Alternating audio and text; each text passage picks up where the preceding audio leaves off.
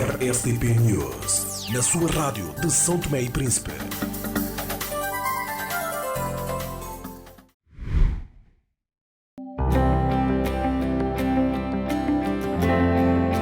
Olá, sou Clay Leite, responsável de Centro de Interação Jovem, localizado na Rua Feliz, na região autônoma do Príncipe. O centro já existe há 2 anos e o objetivo desse centro é dar oportunidade aos jovens, fazer com que os jovens tenham um espaço de lazer, um espaço de recreação, um espaço de dinâmica, onde o jovem possa vir desenvolver as suas atividades profissionais. Com esse prêmio da CST+, gostaríamos de adquirir materiais informáticos para administrar aulas da TIC, materiais didáticos para pequenas formações e fazer a manutenção do nosso espaço, especialmente a rampa da entrada para os nossos deficientes, para haver mais inclusão social.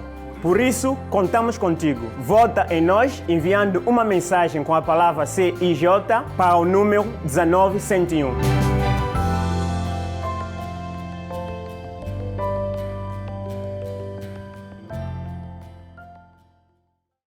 Seguimos para o primeiro tema desta resenha: golpe de Estado na Guiné-Bissau. Uma situação que vimos que o alto comando militar depôs o presidente da República, Umaru Sissoko Embalo, encerrando, nesse caso, as fronteiras do país, tomando o poder político deste país. É uma situação que podemos acompanhar nesta última semana, cá também como país vizinho. Carlos Medo, o que tem a dizer sobre esta situação? A Guiné-Bissau é um Estado incompleto. Há uns que lhe chamam narco-Estado. No entanto, eu não me atrevo a ir por aí porque não tenho elementos palpáveis de prova. No entanto, a intranquilidade da vivência diária do país, as dificuldades económicas que o país também atravessa e foi atravessando, os sucessivos governos de profunda incapacidade de regência, não é? Os conflitos entre presidentes da República, não sei quando é que este país vai ter paz, os assassinatos, lembra-se, não é? Desde o assassinato lá do tal general combatente, não é? Até o assassinato do ex-presidente Nino, e de uma forma violenta e bárbara. O que eu posso dizer é isso, são assuntos internos daquele país. Não compreendo muito bem a situação da Guiné-Bissau. Lamentavelmente, os acontecimentos são dramáticos. Ouvi apelos de várias forças democráticas. Portanto, o que eu tenho de dizer é, ao Jay e aos santomenses, eu espero que nós, embora tenhamos tido na nossa história 2 ou 3 pequenas escaramuças nesse sentido, nunca nenhuma outra igual ao 25 de novembro, onde morreu tanta gente, espero que eles recomponham a democracia, restituam as liberdades cívicas, a justiça volta a funcionar para que o Estado volte a funcionar. É só isso, é o comentário. De resto, eu prefiro ficar a aguardar para ver. No comunicado explícito pela a reação, nesse caso, no comunicado divulgado pelo alto comando das Forças Armadas, dizem que se tratou de uma reação à descoberta de um plano em curso de destabilização do país, atribuído a alguns políticos nacionais com a participação de conhecidos barões de droga nacionais e estrangeiros. Como é que vê para esta explicação, Dr. Carlos Medo? Bom, essa explicação é tão válida como qualquer outra, ó, Jay. Agora, eles divulgaram um papel que anda por aí, não é? Onde há um plano detalhado, inclusivamente, para a detenção e talvez para o suprimento físico, para a supressão física, digo, de figuras políticas, de vozes discordantes do regime. O senhor Umaro Embalo, o Sissoko, penso que é, não merece crédito nenhum. Aliás, ditador é ele e tem dado provas de ter sido o grande causador da intranquilidade. Pelo menos, se o comunicado diz isso e se o comunicado dos golpistas de Estado diz isso, pelo menos, então confirma-se que há barões da droga, barões da droga guineenses e barões da droga estrangeiros. E, aceito esta versão. E se o exército toma o poder, as únicas forças políticas que podem, de facto, fazer golpes de Estado são as forças militares, não 4 civis desarmados, não é? Voltamos à mesma situação. E o exemplo típico da Guiné e dos outros países onde há putschs ou golpes militares vão todos neste sentido. Os que fazem a destituição do Bongo, os que fazem, são sempre militares e bem armados, que podem controlar todo o aparelho de Estado, os aparelhos de comunicação.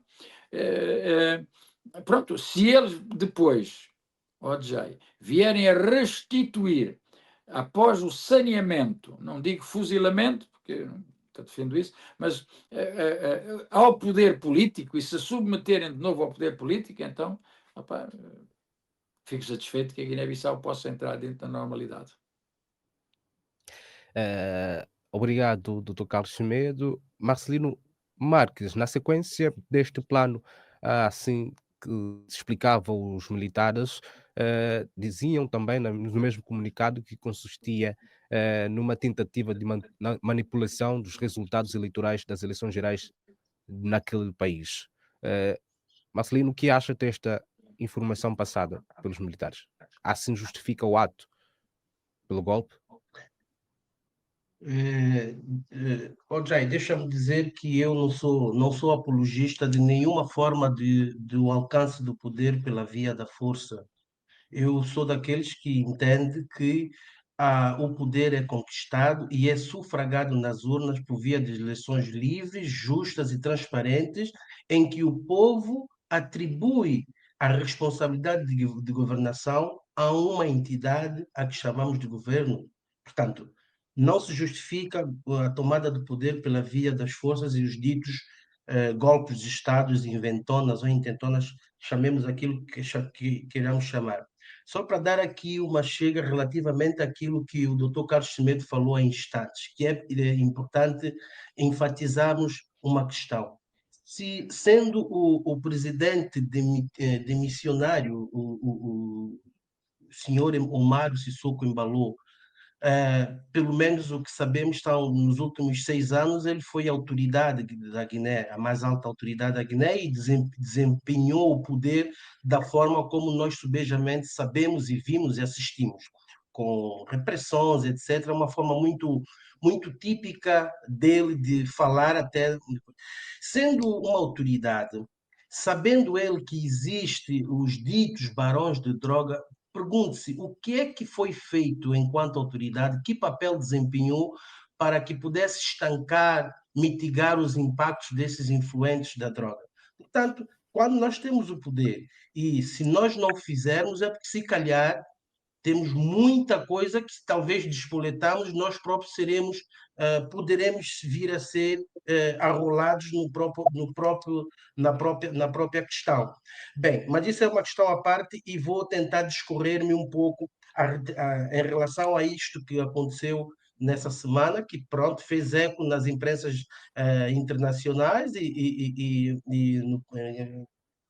somos solidários totalmente com o povo da Guiné, porque nós entendemos sim que, pelas informações, houve um golpe de Estado, mas pergunte-se que tipo de golpe de Estado ocorreu. Vamos aqui perguntar, será que foi um golpe de Estado contra os guineenses ou será que foi um golpe de Estado contra Sissoko Embaló? Bem, nós entendemos que realmente algumas pessoas, quando têm o poder na cabeça, entendem que ele é totalmente absoluto, que provavelmente nada vai falhar. E é provável também, que é outra hipótese que se abre, que algo possa correr mal. Mas vamos aqui entender o que é que nós temos aqui nessa panorâmica durante esses dias. Nós vamos até falar, ou até podemos agregar alguns elementos, vamos analisar o que é que foi a campanha eleitoral e todos os antecedentes desse processo. Estamos a falar de um presidente da República que demitiu a Assembleia, que teve maioria absoluta, Estamos a falar da demissão da Assembleia, que era o presidente, o presidente da Assembleia, o doutor Domingos Simões Pereira. Estamos a falar de um presidente que organizou as suas eleições à sua moda, com todo o aparato militar, e tinha um exército à sua volta. Como entender que este indivíduo tenha se descuidado a ponto de perder o poder e ser golpeado? Bem, as outras questões que têm a ver com aquilo que foi o despoletar da crise, do golpe de Estado. Nós temos um indivíduo, ou seja, indivíduos que faziam parte, que eram braços direitos, pode-se assim dizer, de Umaro Sissoko Embaló, são estes mesmos indivíduos que hoje assumem-se como primeiro-ministro. Estamos a falar do doutor Elídio Vieira, e é digno notarmos que um ministro das Finanças de qualquer governo é alguém da inteira responsabilidade do presidente da República. Portanto, este indivíduo assume o papel atual, segundo criou-se um governo de transição, assume o papel de atual primeiro-ministro da Guiné-Bissau. Nós temos o senhor Bernardo Vieira, que, por sinal, foi alguém pertencente ao PAIGC, mas pelas evidências daquilo que têm sido as demarcações que foi fazendo, deixa muito a desejar a sua idoneidade, que agora e que foi concorrente derrotado das eleições, ok? Foi concorrente derrotado das eleições recentes, e abre-se aqui um parênteses que é para nós também questionarmos os tipos de concorrentes das eleições que nós temos vindo a assistir nos diversos países, quando nós vemos eleições em que participam muitos partidos, muitos concorrentes, é sinal para que nós possamos questionar efetivamente que idoneidade têm esses indivíduos. Será que são bocas de aluguer? São pombos correios? Portanto, fica aqui destampado que este indivíduo faz parte, um indivíduo derrotado das eleições, faz parte é agora o ministro das Relações Exteriores. Portanto, o general Horta Inta era o chefe de Estado-Maior do Exército de Umaro Sissoko Embaló. Ele é o presidente da República de Moçambique por um período de 12 meses, segundo aquilo que foi comunicado. Pronto. São aqui algumas evidências que é para nós tentarmos entender, para o público, nós aqui tentamos entender o que é que se criou, o que é que tem se criado, e diga-se mais, há indivíduos que inclusivamente faziam parte do recente governo de Umaro Sissoko Embaló, que também foram nomeados, mas não aceitaram tal nomeação. Estamos a falar da ministra, julgo eu, da Cultura, etc. Bem, diante dessa questão, nós tivemos aqui algumas posições. Estamos a falar, nomeadamente, e que foi do imediato, do presidente, o ex-presidente da Nigéria, Goodluck Jonathan, que esteve, inclusivamente, como observador das eleições, acompanhado também do antigo presidente de Moçambique, Filipe Nyusi, e tantos outros, que imediatamente veio dizer em público que ele não acredita que isso seja um golpe de Estado, efetivamente, no verdadeiro sentido daquilo que a gente conhece como sendo um golpe de Estado. Ele chama aquilo de uma encenação, ok? Portanto, e este posicionamento do antigo presidente da Nigéria fez eco no Senegal, em que o Umaro Sissoko Embaló, que é um indivíduo, vamos notar aqui outra questão, um presidente, nós tivemos relato de como é que foi o golpe de Estado em São Tomé, na altura em que a doutora Maria das Neves, Poça, Miguel Trovoada estavam a dirigir o país. Eu ainda era garoto, mas pelo que eu sei, quando há um golpe de Estado, eu, se for presidente da República, nem tenho tempo de usar meia, de buscar meia ou sapato. Está a perceber? Portanto, o senhor Umaro Sissoko Embaló tão logo fez ele é que comunica, inclusivamente, que foi golpeado. Vamos ver se essas evidências todas cruzam. Ele é que comunica que foi golpeado. Ele, no seu regabof, sentado, a dar entrevista a um canal de televisão francês, dizendo que foi golpeado. E olha uma coisa, muito bem trajado, de fato e gravata. que foi golpeado. Eu tenho alguma reserva sobre essa condição de poder preparar-se para estar tão charmoso conforme é o nosso vaidoso presidente, o presidente, o Mário Sissoko Embaló. Mário Portanto, Sissoko. é digno aqui, é que a questão é tão interessante que é para nós tentarmos entender, não somos nós quem vamos julgar efetivamente o que é, mas as evidências vão levar-nos a apontar, as pessoas vão tomar as suas conclusões. O primeiro-ministro, depois de ter recebido o amparo do presidente do Senegal, que lhe foi buscado por via de um avião, naturalmente foi uma concertação entre a cúpula, enfim, e o presidente mandou buscá-lo e tal, coisa.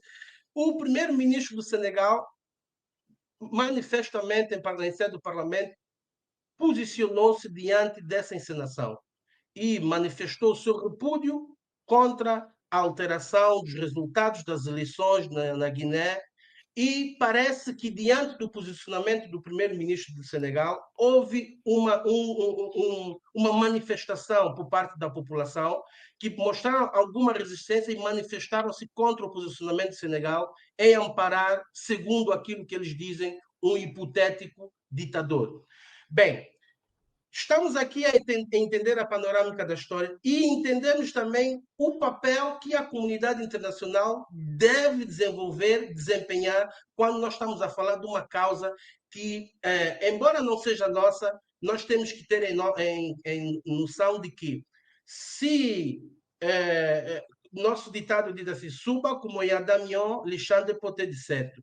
Independentemente de não ser um caso que nos toque, assim, diretamente, mas são povos irmãos, e é o papel das instituições, das organizações transnacionais, etc. Estamos a falar da CEAC, da CPLP, e não só, e dos parceiros internacionais, efetivamente, se são nossos amigos, posicionarem-se e demarcarem-se contra as evidências que estão patentes. Estamos a falar particularmente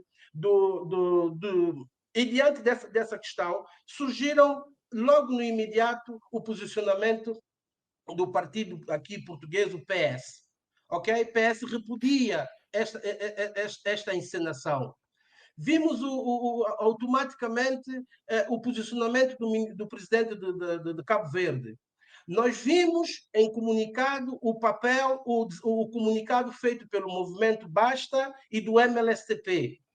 Entretanto, nós não vimos o posicionamento, até então, segundo as pesquisas feitas por mim, até a altura em que, ou 10 minutos antes de iniciarmos esse programa, nós não vimos o posicionamento das altas autoridades.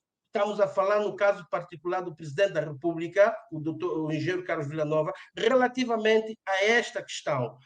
Não vimos o posicionamento de Moçambique. Portanto, estamos a entender que é assim. E como nós somos mesmo, não estamos aqui para especular, mas nós vamos aqui olhar, baseado em alguns conhecimentos empíricos, nós vamos tentar aqui entender que quando nós temos muitos favores a dever, nós temos que ficar na retaguarda. É sabido que o silêncio falando, e que já é muito contestado e protestado nas outras esferas de comunicação, etc., sobre o silêncio do nosso presidente relativamente a esse golpe de Estado. É assim, se por um lado o presidente Carlos Villanova quisesse demonstrar que não tem nenhum favor a pagar ao presidente deposto, teria ele vindo e informar o seu posicionamento ou pelo menos solidarizar-se com a população guinense. Mas é sabido, segundo informações, nós sabemos que nas épocas das eleições, esse presidente depois esteve lá Tivemos o pronunciamento do primeiro-ministro, Américo Ramos. Não, entenda-se, eu estava mesmo à espera que me fizesses essa pergunta. Não foi um posicionamento intencional. O posicionamento do doutor Américo Barros não foi um posicionamento preparado, orquestrado para essa causa. O posicionamento do senhor Américo foi um posicionamento casuístico. Foi um jornalista que lhe fez a pergunta e ele deu a resposta. Entenda-se que quando uma causa é supranacional ou é nacional, há uma contundente necessidade de nós nos posicionarmos e mostrarmos que realmente em que sentido nós estamos. Vamos falar no papel idêntico da CPLP. A CPLP foi um dos últimos organismos internacionais que faz parte da cúpula a pronunciar-se. Ok? Talvez queriam entender o sentido das opiniões que os outros fossem ter. Eu acho que para essas questões, e estamos a falar inclusivamente de que o senhor Umaro Sissoko Embalo é o atual presidente da CPLP. Ok? É papel da CPLP imediatamente, e ademais não está cego a tudo quanto tem acontecido ao longo desses anos, é o papel da CPLP posicionar-se.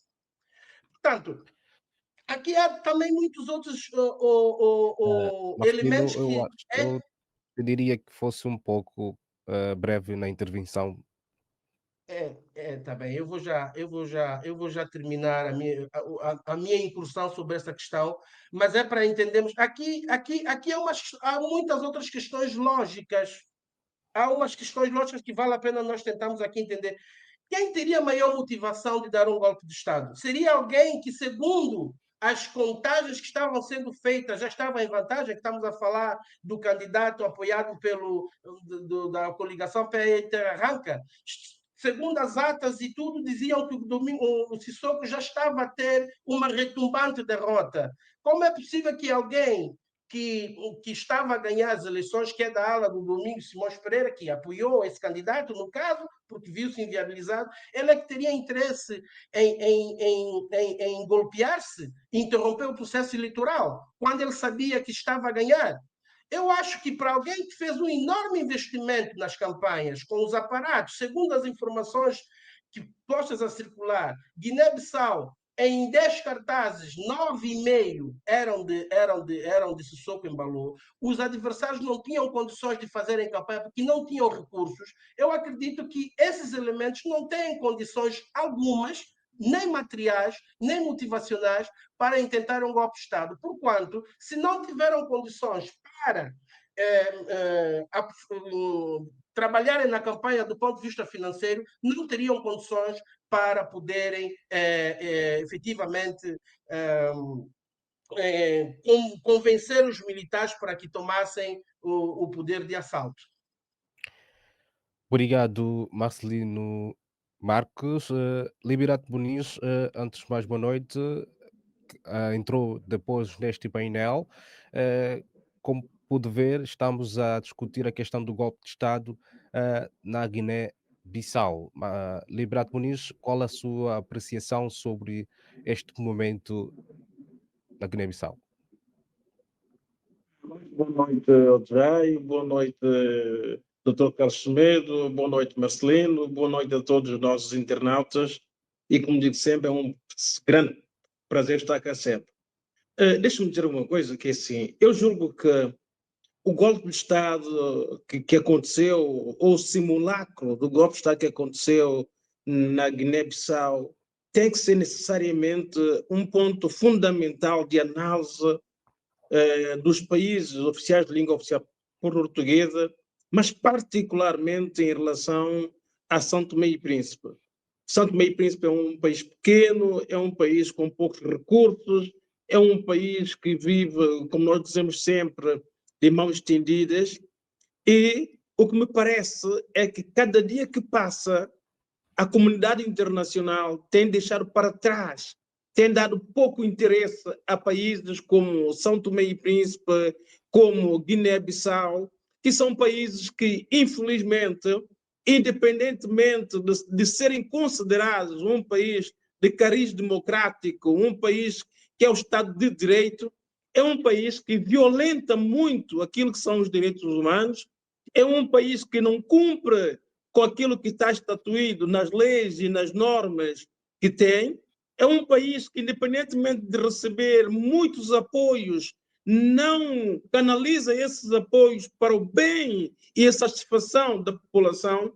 Então, eu julgo que a comunidade internacional começa a dar pouco interesse, ou começa a ter pouco interesse em apoiar, em sair em defesa desses países. E eu justifico, se repararem bem, já no caso do 25 de novembro, que já aconteceu há 3 anos, praticamente nenhum dos países da língua oficial portuguesa vieram em defesa dos direitos humanos. Fala-se dos direitos humanos, mas em caso concreto de defesa das pessoas que morreram, de pedir um enterro digno, de pedir apoio às famílias, de pedir uma resposta concreta, urgente ao Estado santomense em relação a toda aquela família, tal não tem acontecido. Então, é um ponto de interrogação para que nós possamos repensar a nossa democracia, repensar o nosso país e repensar como é que nós podemos sair desse poço. Isso porque, veja só, eu julgo que nós temos um Estado democrático, não só em São Tomé e Príncipe, como na Guiné-Bissau, como também em outros países, em que, independentemente, essa é a minha opinião que eu tenho hoje, independentemente de nós irmos às eleições, independentemente do partido A, B, C ou D ganhar as eleições, há sempre um medo das pessoas que ganham as eleições não saírem do poder. Então, o que é que tem acontecido nos últimos tempos, particularmente em relação a São Tomé e Príncipe e particularmente em relação a Guiné-Bissau? É que qualquer governo, independentemente de ser do MLSTP, do PCD, do ADI, ou seja lá que for, eles têm sustentado o seu poder no apoio das Forças Armadas, que é sempre aquela que eles acham que é aquilo que os vai defender. Então, há um conluio grave, forte, que não pode continuar a acontecer entre as forças do poder e as forças armadas desse país. Quando as forças armadas deviam estar obrigatoriamente submetidas ao poder político, o que se verifica, como se verificou agora na Guiné-Bissau, é que o poder político tinha o alicerce das forças armadas, não para o prol do povo guineense, mas para a satisfação pessoal e do controlo daquilo que é o país do presidente Omar Sissoko. Isto é o que se verificou. Se repararem bem, uma das fotografias que maior caracteriza esse golpe de Estado e essa substituição é a campanha de Omar Sissoko, em que ele tem 2 apoiantes. Um, que é o atual presidente da República, o atual presidente da República militar, e outro que é quem atribui o poder militar, ao então presidente da República. Mas pior ainda, é que o próprio primeiro-ministro atual, que foi nomeado por esse presidente da República, era da campanha direta, aparecendo com camisola e tudo, do Omar Sissoko. O que é que isso quer dizer? O que quer dizer que o Omar Sissoko, consciente que não iria ganhar as eleições, ludibriou toda a gente, ou seja, é isso que dá a entender, e faz uma substituição em que quem está no poder para controlar aquilo que é na Guiné-Bissau neste momento são precisamente os seus aliados. E isto é grave porque, meus senhores, se repararem bem, e muitas vezes nós não prestamos a devida atenção naquilo que nós temos na frente e vivemos de emoção, mesmo em São Tomé e Príncipe, as campanhas eleitorais como é que são? Na Guiné-Bissau, se repararam bem, toda a campanha do Omar Sissoko tinha um mar de gente. E esse mar de gente, se repararem bem nas fotos, eram as mesmas pessoas que estavam num distrito e no outro distrito. As pessoas são pagas para acompanharem, para serem profissionais da campanha. E em São Tomé e Príncipe também isto acontece, para depois dizer no fim que o movimento que ganhou as eleições era aquele que tinha mais gente. Mas isso é uma estratégia que se arranja para depois apoiar-se nas Forças Armadas, para dizer, meus senhores, nós temos que manter a ordem e a lei, então as coisas têm que continuar como estão. E a verdade é que nós não sentimos, aí sim, que a CEDEAO, que a CPLP, ou seja, instituições com força do poder, falam, mas não agem do concreto. E quando essas instituições não agem de concreto, com medidas concretas para pôr termo àquilo que está a acontecer, eles simplesmente estão a dar força para que isso possa perpetuar hoje na Guiné-Bissau e amanhã em outros países. Nós vemos o que aconteceu em Moçambique em relação às eleições. O que aconteceu? Praticamente nada. Hoje, quem está no poder é quem lá está. Nós estamos a ver a aberração total que está a acontecer na Guiné-Bissau. E nós não temos uma reação particular, e disse isso, Marcelino, que eu ouvi bem, do nosso presidente da República, que foi a pessoa que presidiu a CPLP e passou a pasta, no meu entender, e eu comentei isso na altura, indevida ao próprio Márcio Soco, porque eu entendia que toda a CPLP, pelas condições que a Guiné-Bissau tinha naquela altura, não se devia dar a presidência da CPLP à Guiné-Bissau. Mas a verdade, meus senhores, é que me dá a impressão que ninguém está preocupado verdadeiramente com esta organização. Cada um quer pura e simplesmente tirar proveito daquilo que é, ir para os seus países e para os seus amigos, e o resto logo se vê. Então, eu vou terminar como eu comecei. Ou nós, os santomenses, e nós, os africanos, sabemos efetivamente o que é que nós queremos, ou então nós podemos estar a preparar um desastre total, descontrole total, em que o Estado de Direito nesses países será o Estado de Direito daquilo que as Forças Armadas assim quiserem. Ou há um posicionamento forte da comunidade internacional agora em relação à Guiné-Bissau para que se reponha a normalidade, ou então nós estamos tramados. E quando nós sentimos, meus amigos,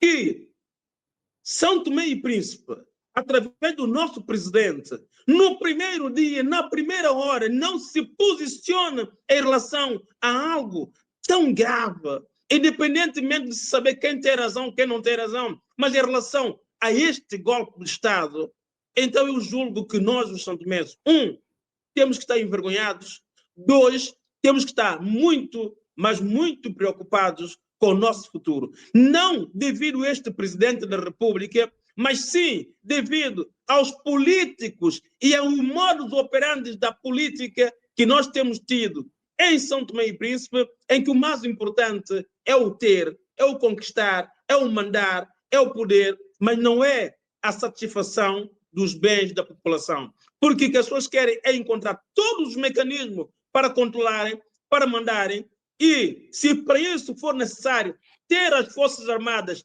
do seu lado, totalmente politizado, como se tem feito, eles vão tentar fazer. Como disse, eu tenho ouvido muitas vezes dizer, e eu vou repetir, nós não podemos estar sempre a falar das Forças Armadas, porque que Força Armada tem que ter um respeito devido. Mas para que isto aconteça, os nossos governantes têm que obrigatoriamente fazer com que cada um esteja no seu devido lugar, faça os seus trabalhos como deve ser e cumpra com as leis e com as normas do Estado de Direito, como é aquilo que nós escolhemos, que é aquilo que parece que cada vez mais temos menos e que a comunidade internacional está cada vez menos preocupada com aquilo que pode ser o nosso futuro. Eu julgo que hoje só se preocupa com a guerra da Ucrânia porque outras coisas que aparecem por aí são coisas que não afetam muito, não preocupam muito, não afetam o mundo,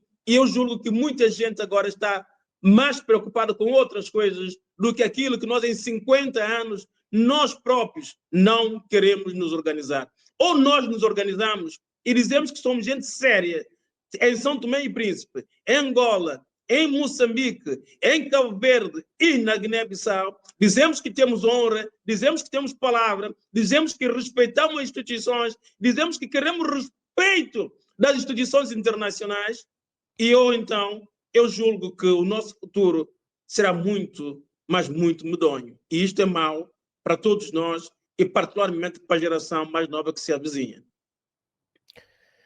Obrigado, Liberato Muniz. E assim fechamos este primeiro tema, a não ser que há mais alguém, o Marcelino, se Eu calhar queria queria, acrescentar mais. Sim, sim. eu peço encarecidamente que me deixe dar aqui um contributo bastante interessante e que serve de reflexão para os nossos governantes. Eu, diante disto tudo que fui vendo ao longo da semana, relativamente à questão da Guiné-Bissau, eu, à partida, quando vi isto, comecei a analisar tudo quanto ocorreu também com alguns países nossos africanos e dizer que a Guiné-Bissau é a quinta vez que ocorre um golpe de Estado. Portanto, e dos 18 golpes de Estado que ocorreram no mundo, a exceção ao Mianmar, se não me engano, os 17 ocorreram em África. E quando eu comecei a ver a questão da guineense, fez-me recordar o que aconteceu recentemente no Gabão, o que aconteceu recentemente com, com com o Gabão, fez-me recordar a questão que aconteceu no 25 de novembro, que até agora não está esclarecido. E quando nós entendemos a fórmula destas questões, dá-nos uma impressão de que toda a linha de pensamento parece que sai de um determinado laboratório. E é uma deixa para que todos possam pensar e refletir. Eu falo nomeadamente aos governantes. Os governantes, que a partida são indivíduos, e segundo a retórica que se propala aqui no mundo, são os indivíduos que estudaram, que etc, e mais alguma coisa, os seus doutores. Parece que, e os militares, que inversamente são os homens da mata, das cambalhotas, e isso e aquilo, parece que, pelas suas ações, os militares são muito mais inteligentes do que os civis. Sabe por quê? Porque os militares não permitem que um civil mande num quartel, no exército. Nenhum civil vai lá mandar no quartel. Mas os iluminados seus doutores são os únicos que, pelas suas ganâncias, as suas vontades de perpetuarem no poder, permitem a que um militar sente numa cadeira do poder que, a partida, só deve ser sufragado e autorizado pelo povo. Quem está a mandar agora no palácio é o militar. Nenhum civil consegue ir lá para aquele quartel e mandar. Essa é a pequenez do homem político atual, para refletirmos. RSTP News, na sua rádio de São Tomé e Príncipe.